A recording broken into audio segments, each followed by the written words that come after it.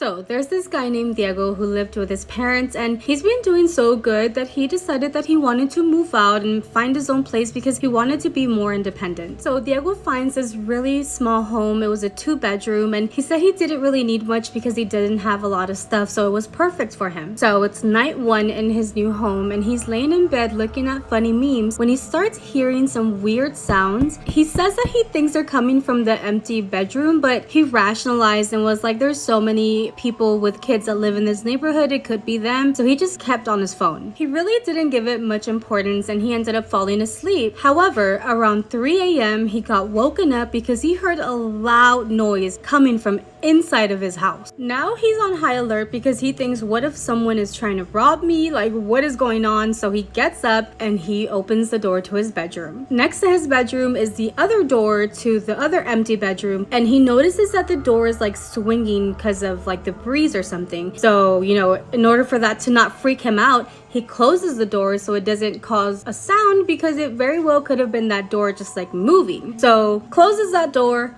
walks towards the kitchen, where he notices that there are 2 broken glasses on the floor. He mentions how he thought that was weird because he remembers putting these 2 glasses on the dish drainer and how it could have been like almost impossible for them to have fallen because they were inside like the dish drainer, where like even if they tipped over, it shouldn't have fallen on the ground. Since he now thinks that it was like the glasses breaking that woke him up, he was like, okay, well, I'm so tired that I'll leave the glasses there on the ground and I'll go to sleep and I'll come and clean it up in the morning. So he wakes up in the morning and he's like, oh, let me go clean up the glasses. It's daylight. But this time, when he's looking at the glasses on the floor, he notices that they're broken, but in a form of a circle.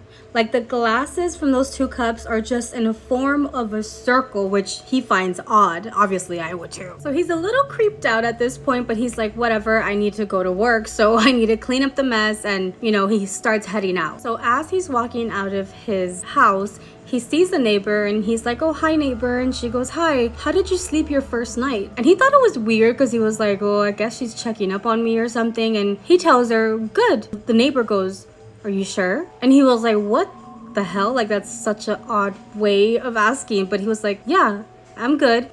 Diego is an introvert, so like obviously he doesn't want to conversate with her too much, so he tells her that his night went well and he's off to work. So as he's on the city bus waiting to go to work, he gets a message from his mom. He said that it was an angry message from his mom that said, Diego, if you wanted to move out, you should have just told us the truth that you wanted to move out to live with a girl. Now Diego's like, what the hell? Because he did not move out to move in with a girl somewhere. He's living alone. So he responds to the mom and he's like, what are you talking about, mom? And the mom responds, yeah, you told us that you wanted to move out of our house because you wanted to become independent, but it was because you wanted to move in with your girlfriend, and you should have just told us the truth and not lie. So Diego obviously responds to his mom and he's like, mom, I don't even have a girlfriend. So I don't know what would make you think that I'm even living with a girl. I don't have a girlfriend. So the mom then responds to him and she's like, well, we went to the address that you gave us because we wanted to visit you in your home, and we were banging on the door and you never came out. And since you never came out, we kind of like peeked in through the window and we saw your girlfriend inside just standing there. The mom even went on to say that they could only see her from behind, that she had long hair, she had a long white like nightgown, and that they then started knocking more to get her attention, and that she never opened the door. So Diego, you know, he was trying to explain to her that he did not move in with a girl, he doesn't even have a girlfriend, but he could not convince his mom that he was not living with a girl. Like, she didn't believe him. So Diego just kind of left that alone and went to work, and after work he got back home, and that's where he saw the neighbor. So he says hello and she says, hello, I didn't think you would come back. So again, there was like, what the fuck is wrong with this neighbor and why is she telling me things like this? But he didn't really give her much attention. Again, he didn't want to conversate with her. He had just gotten home from work. He said he just like smiled and went inside like, okay, yeah, whatever. At this point he just thought that she was going to be like an annoying neighbor and like he would just have to put up with it. So Diego was really tired from work and he went straight to bed and fell asleep. However, at 3 a.m. he started to hear really loud bangings again, but this time he's determined that it's coming from that empty bedroom. Of course, he was like trying to lie to himself and be like, what if it's a neighbor, you know, decided to maybe put up a frame at 3 in the morning? Because it sounded like bangings that were like low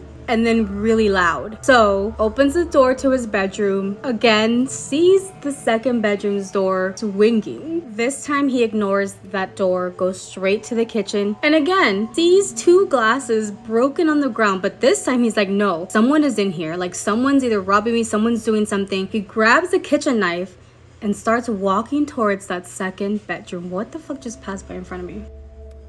Okay, that was weird, but I'm just gonna say it's dust. Bitch, I'm scared now. That was so weird. That's never happened to me before, but maybe it was dust. It was dust. It was dust. It was dust. It was fucking dust. So Diego has a knife on hand. He starts walking toward that second bedroom, and as he's getting closer, he starts hearing like the noise louder and louder. And once he gets to the door, he sees a silhouette of a girl. The same girl that his mom had described to him when she was texting him. Long hair, white nightgown. He says that eventually that girl turns her head towards him and she just looks angry, and that scared the crap out of Diego. When that happens and she turns to look at him, that door slams in his face and he runs to his bedroom. Now, I would be running outside if you ask me, but Diego, like, in that moment, he even dropped the knife in that hallway, runs to his room, and hides underneath his blanket. He says that he had nowhere else to go, so his first reaction was like, you know, as a kid, when I get scared, I would hide under the blanket. And that's what he did, because he said that his parents lived